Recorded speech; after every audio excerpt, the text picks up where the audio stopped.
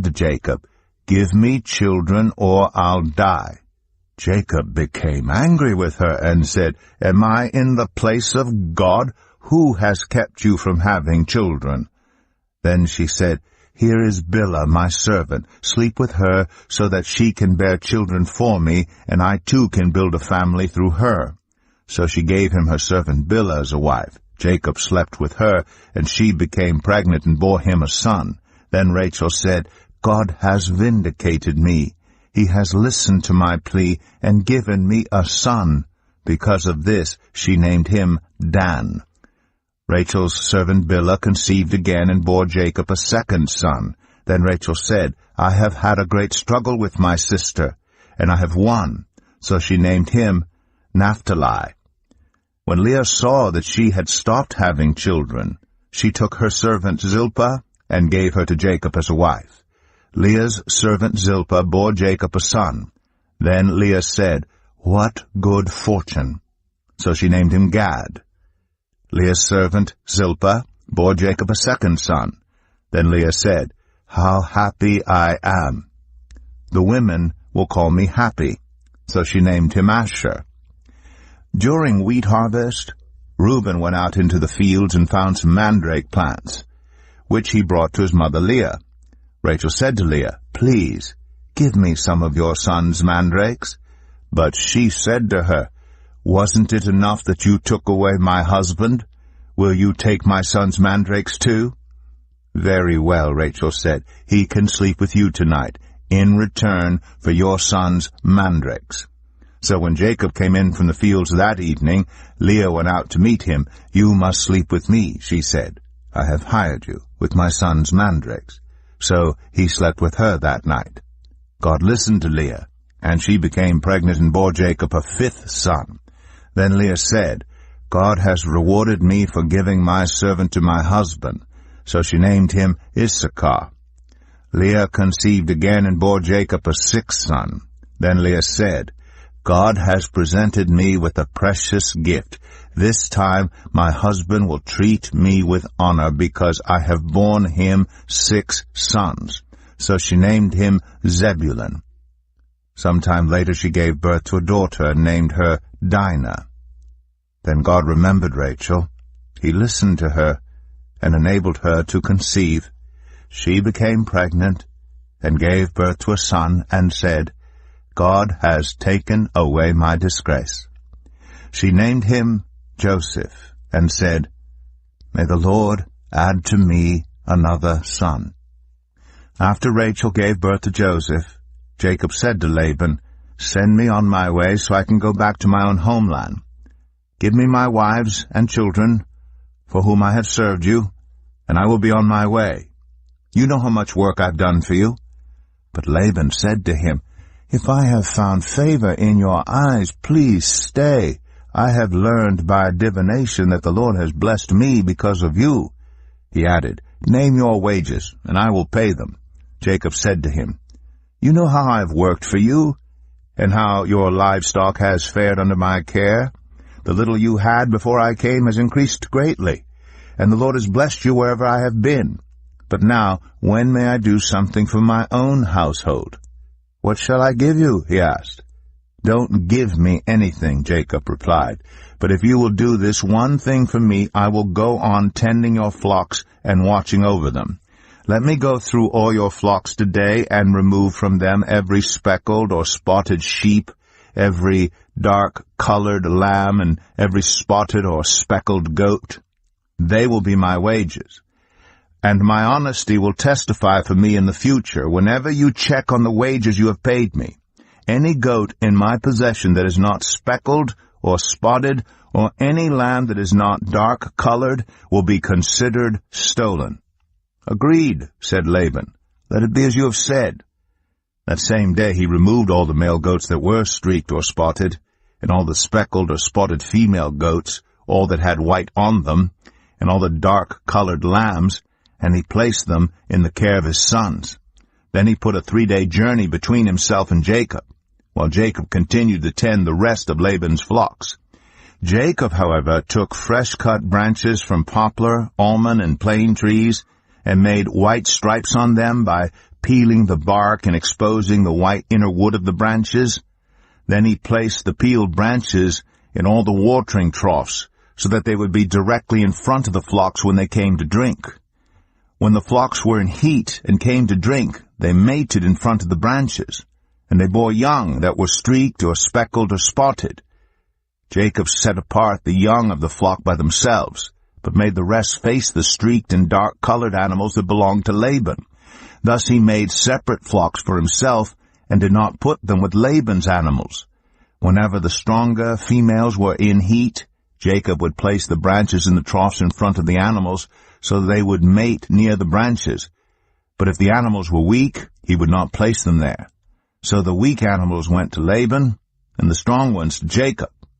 In this way the man grew exceedingly prosperous, and came to own large flocks, and female and male servants, and camels and donkeys.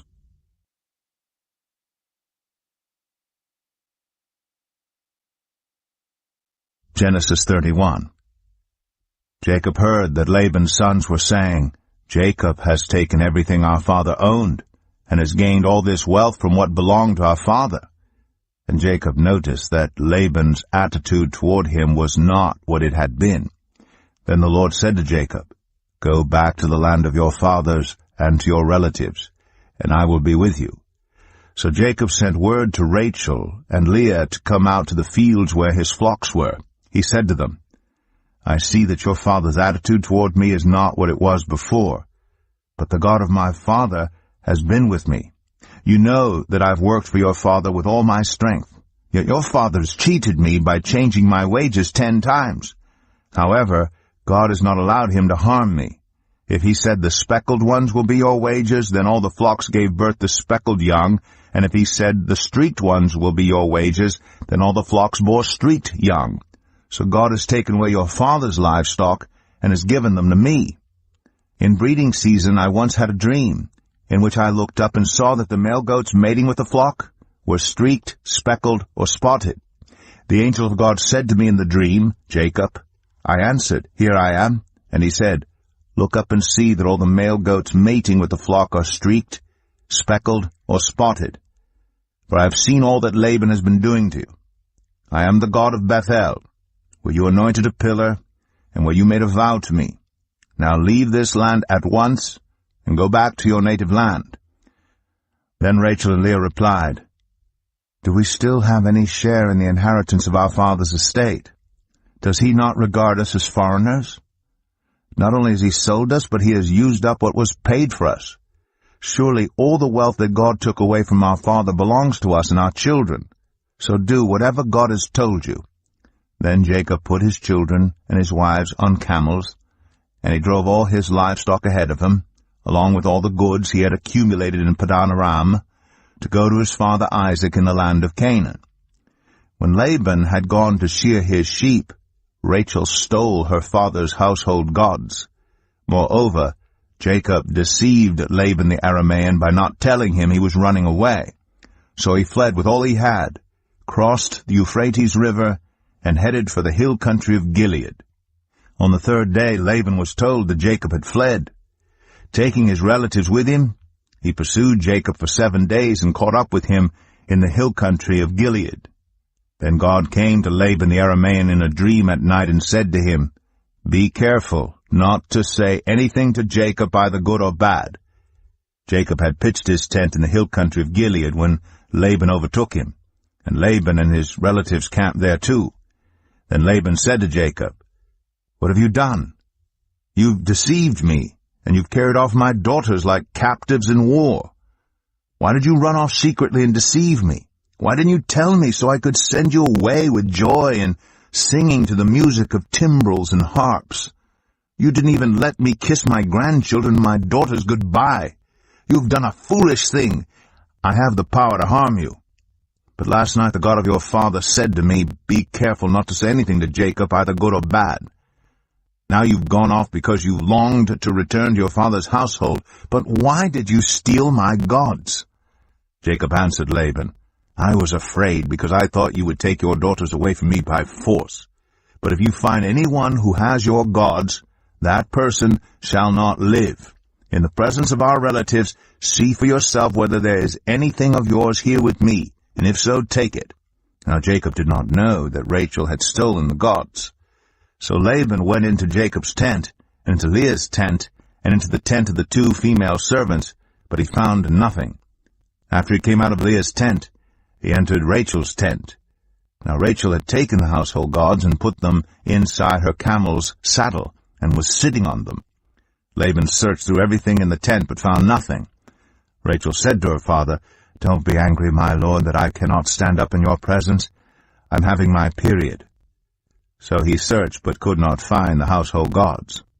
Jacob was angry and took Laban to task. "What is my crime?" he asked Laban. "How have I wronged you that you hunt me down? Now that you have searched through all my goods, what have you found that belongs to your household? Put it here in front of your relatives and mine, and let them judge between the 2 of us. I have been with you for 20 years now. Your sheep and goats have not miscarried, nor have I eaten rams from your flocks. I did not bring you animals torn by wild beasts. I bore the loss myself, and you demanded payment from me for whatever was stolen by day or night. This was my situation. The heat consumed me in the daytime and the cold at night, and sleep fled from my eyes. It was like this for the 20 years I was in your household. I worked for you 14 years for your 2 daughters and 6 years for your flocks, and you changed my wages 10 times. If the God of my father, the God of Abraham, and the fear of Isaac had not been with me, you would surely have sent me away empty-handed. But God has seen my hardship and the toil of my hands, and last night he rebuked you." Laban answered Jacob, "The women are my daughters, the children are my children, and the flocks are my flocks. All you see is mine. Yet what can I do today about these daughters of mine, or about the children they have borne? Come now, let's make a covenant, you and I, and let us serve as a witness between us." So Jacob took a stone and set it up as a pillar. He said to his relatives, "Gather some stones." So they took stones and piled them in a heap, and they ate there by the heap. Laban called it Jegar-Sahadutha, and Jacob called it Gilead. Laban said, "This heap is a witness between you and me today." That is why it is called Gilead. It was also called Mizpah, because he said, "May the Lord keep watch between you and me when we are away from each other. If you mistreat my daughters, or if you take any wives besides my daughters, even though no one is with us, remember that God is a witness between you and me." Laban also said to Jacob, "Here is this heap, and here is this pillar I have set up between you and me. This heap is a witness, and this pillar is a witness, that I will not go past this heap to your side to harm you, and that you will not go past this heap and pillar to my side to harm me. May the God of Abraham and the God of Nahor, the God of their father, judge between us." So Jacob took an oath in the name of the fear of his father Isaac. He offered a sacrifice there in the hill country and invited his relatives to a meal. After they had eaten, they spent the night there. Early the next morning Laban kissed his grandchildren and his daughters and blessed them. Then he left and returned home.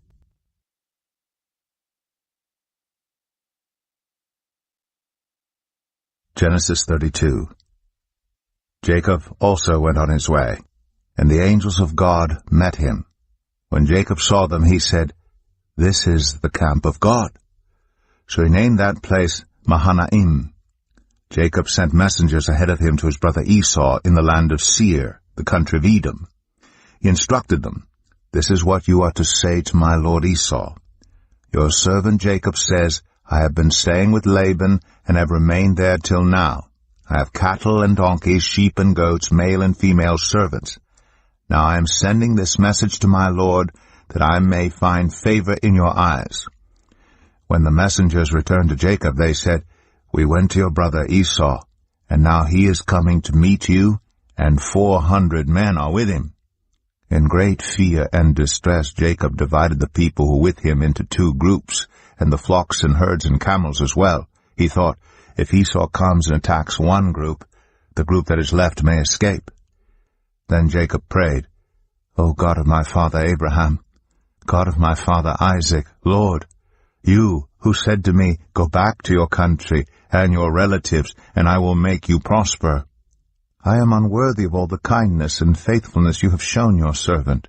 I had only my staff when I crossed this Jordan, but now I have become 2 camps. Save me, I pray, from the hand of my brother Esau, for I am afraid he will come and attack me, and also the mothers with their children.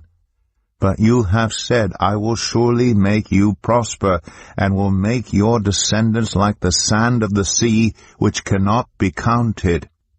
He spent the night there, and from what he had with him he selected a gift for his brother Esau, 200 female goats and 20 male goats, 200 ewes and 20 rams, 30 female camels with their young, 40 cows and 10 bulls, and 20 female donkeys and 10 male donkeys.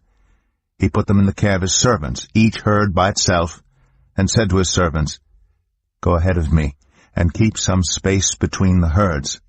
He instructed the one in the lead, When my brother Esau meets you and asks, Who do you belong to, and where are you going, and who owns all these animals in front of you?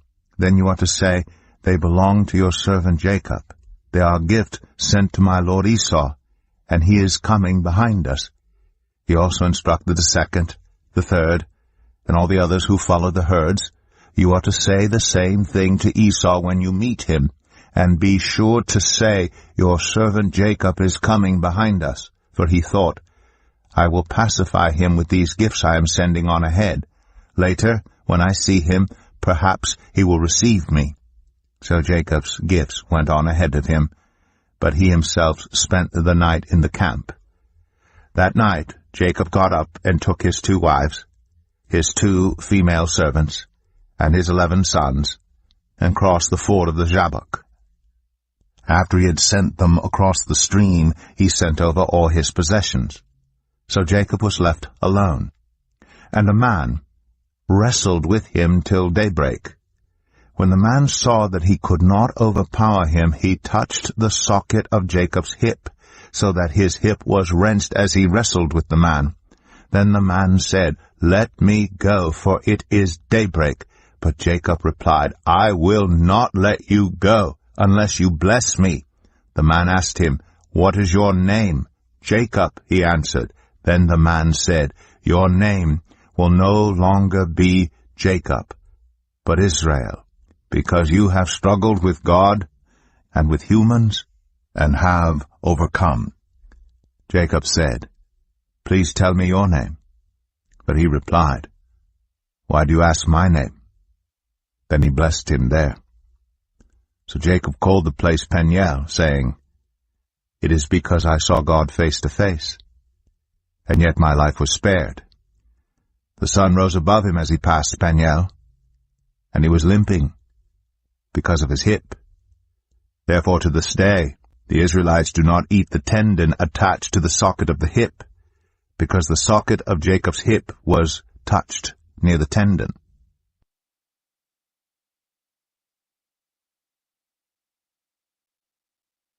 Genesis 33. Jacob looked up, and there was Esau, coming with his 400 men. So he divided the children among Leah, Rachel, and the 2 female servants.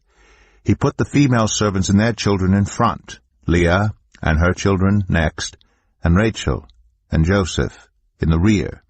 He himself went on ahead and bowed down to the ground 7 times as he approached his brother.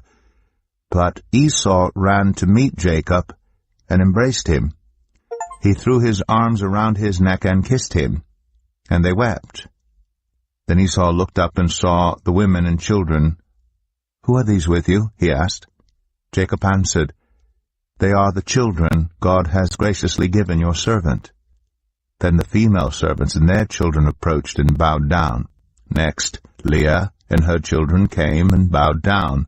Last of all came Joseph and Rachel, and they too bowed down. Esau asked, What's the meaning of all these flocks and herds I met? "To find favor in your eyes, my lord," he said. But Esau said, "I already have plenty, my brother. Keep what you have for yourself." "No, please," said Jacob. "If I have found favor in your eyes, accept this gift from me. For to see your face is like seeing the face of God. Now that you have received me favorably, please accept the present that was brought to you, for God has been gracious to me, and I have all I need." And because Jacob insisted, Esau accepted it. Then Esau said, "Let us be on our way. I'll accompany you." But Jacob said to him, "My lord knows that the children are tender, and that I must care for the ewes and cows that are nursing their young. If they are driven hard just one day, all the animals will die. So let my lord go on ahead of his servant, while I move along slowly at the pace of the flocks and herds before me and the pace of the children, until I come to my lord in Seir." Esau said, "Then let me leave some of my men with you." "But why do that?" Jacob asked. "Just let me find favor in the eyes of my lord." So that day Esau started on his way back to Seir.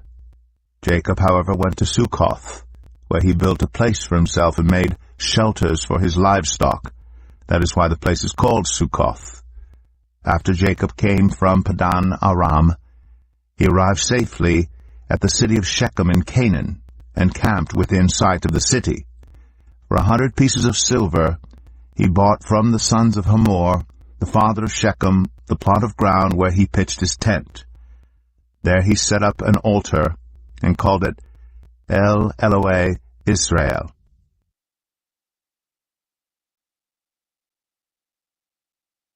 Genesis 34. Now Dinah, the daughter Leah had borne to Jacob, went out to visit the women of the land. When Shechem, son of Hamor the Hivite, the ruler of that area, saw her, he took her and raped her. His heart was drawn to Dinah, daughter of Jacob. He loved the young woman and spoke tenderly to her. And Shechem said to his father Hamor, "Get me this girl as my wife."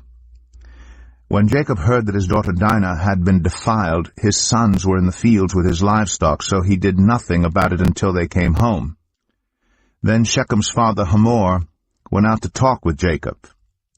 Meanwhile, Jacob's sons had come in from the fields as soon as they heard what had happened. They were shocked and furious because Shechem had done an outrageous thing in Israel by sleeping with Jacob's daughter, a thing that should not be done. But Hamor said to them, "My son Shechem has his heart set on your daughter. Please give her to him as his wife. Intermarry with us, give us your daughters, and take our daughters for yourselves. You can settle among us, the land is open to you, live in it, trade in it, and acquire property in it." Then Shechem said to Dinah's father and brothers, "Let me find favor in your eyes, and I will give you whatever you ask. Make the price for the bride and the gift I am to bring as great as you like, and I'll pay whatever you ask me. Only give me the young woman as my wife." Because their sister Dinah had been defiled, Jacob's sons replied deceitfully as they spoke to Shechem and his father Hamor. They said to them, "We can't do such a thing. We can't give our sister to a man who is not circumcised. That would be a disgrace to us. We will enter into an agreement with you on one condition only, that you become like us by circumcising all your males. Then we will give you our daughters and take your daughters for ourselves. We'll settle among you and become one people with you. But if you will not agree to be circumcised, we'll take our sister and go." Their proposal seemed good to Hamor and his son Shechem. The young man, who was the most honored of all his father's family, lost no time in doing what they said, because he was delighted with Jacob's daughter. So Hamor and his son Shechem went to the gate of their city to speak to the men of their city. "These men are friendly toward us," they said. "Let them live in our land and trade in it. The land has plenty of room for them. We can marry their daughters, and they can marry ours. But the men will agree to live with us as one people only on the condition that our males be circumcised as they themselves are. Won't their livestock, their property, and all their other animals become ours? So Let us agree to their terms, and they will settle among us. All the men who went out of the city gate agreed with Hamor and his son Shechem, and every male in the city was circumcised. 3 days later, while all of them were still in pain, 2 of Jacob's sons, Simeon and Levi, Dinah's brothers, took their swords and attacked the unsuspecting city, killing every male. They put Hamor and his son Shechem to the sword, and took Dinah from Shechem's house and left. The sons of Jacob came upon the dead bodies and looted the city where their sister had been defiled. They seized their flocks and herds and donkeys, and everything else of theirs in the city and out in the fields. They carried off all their wealth and all their women and children, taking as plunder everything in the houses. Then Jacob said to Simeon and Levi, "You have brought trouble on me by making me obnoxious to the Canaanites and Perizzites, the people living in this land. We are few in number, and if they join forces against me and attack me, I and my household will be destroyed." But they replied, "Should he have treated our sister like a prostitute?"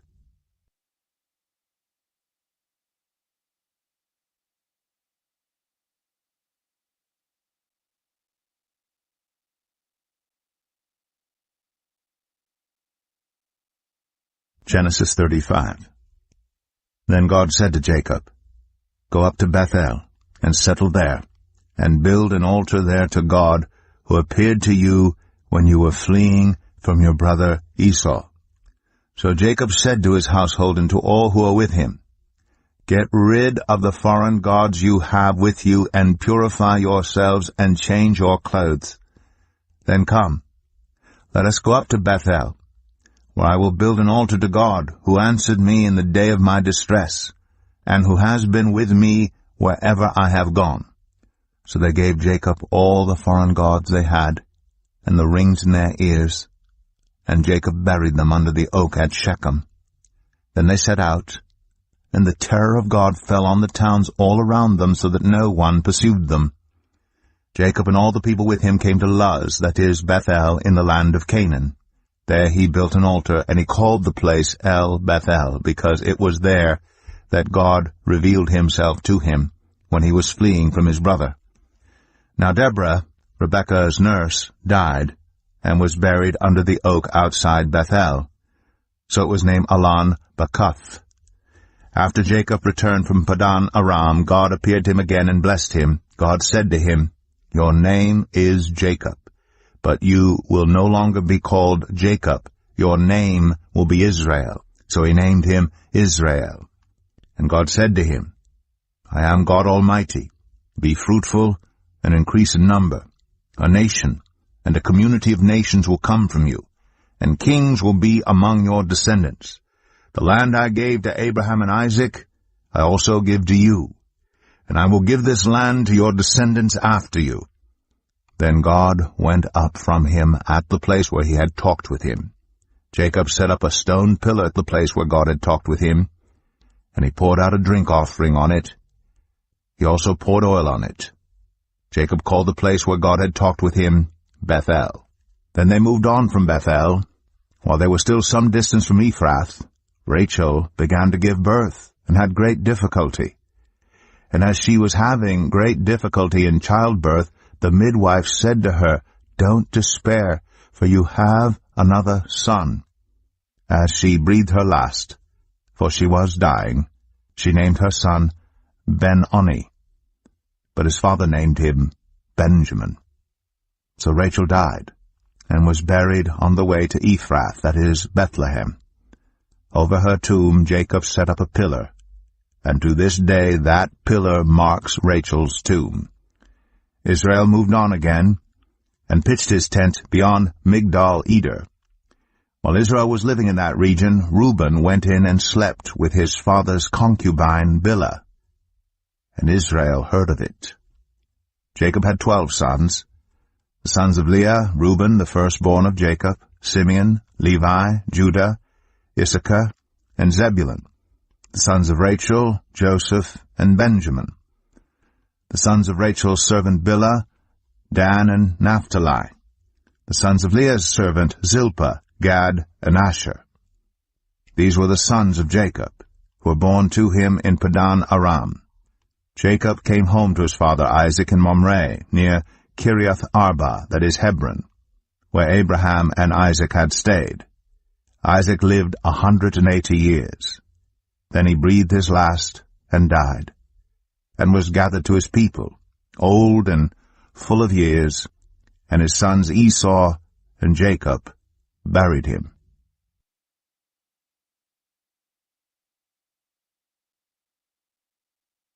Genesis 36. This is the account of the family line of Esau, that is Edom. Esau took his wives from the women of Canaan, Adah, daughter of Elon the Hittite, and Oholibamah, daughter of Anah, and granddaughter of Zibeon the Hivite, also Basemath, daughter of Ishmael, and sister of Nebaioth. Adah bore Eliphaz to Esau, Basemath bore Ruel, and Oholibamah bore Jeush, Jalam, and Korah. These were the sons of Esau, who were born to him in Canaan. Esau took his wives and sons and daughters and all the members of his household, as well as his livestock, and all his other animals and all the goods he had acquired in Canaan, and moved to a land some distance from his brother Jacob. Their possessions were too great for them to remain together. The land where they were staying could not support them both because of their livestock. So Esau, that is Edom, settled in the hill country of Seir. This is the account of the family line of Esau, the father of the Edomites, in the hill country of Seir. These are the names of Esau's sons: Eliphaz, the son of Esau's wife Adah, and Ruel, the son of Esau's wife Basemath.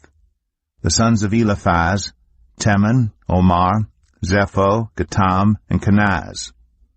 Esau's son Eliphaz also had a concubine named Timnah, who bore him Amalek. These were grandsons of Esau's wife Adah. The sons of Ruel: Nahath, Zerah, Shema, and Mizah. These were grandsons of Esau's wife Basemath. The sons of Esau's wife Oholibamah, daughter of Anah and granddaughter of Zibeon, whom she bore to Esau: Jeush, Jalam, and Korah. These were the chiefs among Esau's descendants. The sons of Eliphaz, the firstborn of Esau, chiefs Teman, Omar, Zepho, Kenaz, Korah, Gatam, and Amalek. These were the chiefs descended from Eliphaz in Edom. They were grandsons of Adah. The sons of Esau's son Ruel, chiefs Nahath, Zerah, Shema, and Mizah. These were the chiefs descended from Ruel in Edom. They were grandsons of Esau's wife Basemath. The sons of Esau's wife Oholibamah, chiefs Jeush, Jalam, and Korah. These were the chiefs descended from Esau's wife Oholibamah, daughter of Anah. These were the sons of Esau, that is Edom, and these were their chiefs. These were the sons of Seir the Horite, who were living in the region: Lotan, Shobal, Zibeon, Anah, Dishan, Ezer, and Dishan. These sons of Seir in Edom were Horite chiefs. The sons of Lotan: Hori and Hamam. Timnah was Lotan's sister. The sons of Shobal: Alvan, Manahath, Ebal, Shepho, and Onam. The sons of Zibeon: Allah and Anah. This is the Anah who discovered the hot springs in the desert while he was grazing the donkeys of his father Zibeon. The children of Anah: Dishan and Oholibamah, daughter of Anah. The sons of Dishan: Hemdan, Eshban, Ithran, and Karan. The sons of Ezer: Bilhan, Zavan, and Akan. The sons of Dishan: Uz and Aran. These were the Horite chiefs: Lotan, Shobal, Zibeon, Anah, Dishan, Ezer, and Dishan. These were the Horite chiefs, according to their divisions, in the land of Seir. These were the kings who reigned in Edom, before any Israelite king reigned. Bela, son of Beor, became king of Edom. His city was named Din-Habah. When Bela died, Jobab, son of Zerah, from Basra, succeeded him as king. When Jobab died, Husham, from the land of the Temanites, succeeded him as king. When Husham died, Hadad, son of Bedad, who defeated Midian in the country of Moab, succeeded him as king. His city was named Avith. When Hadad died, Samlah from Masrekah succeeded him as king. When Samlah died, Shaul from Rehoboth on the river succeeded him as king. When Shaul died, Baal-Hanan, son of Achbor, succeeded him as king. When Baal-Hanan, son of Achbor, died, Hadad succeeded him as king. His city was named Pau, and his wife's name was Mehetabel, daughter of Matred, the daughter of Mezahab. These were the chiefs descended from Esau by name, according to their clans and regions: Timnah, Alvah, Jetheth, Oholibamah, Elah, Pinon, Kenaz, Teman, Mibzar, Magdiel, and Aram. These were the chiefs of Edom, according to their settlements in the land they occupied. This is the family line of Esau, the father of the Edomites.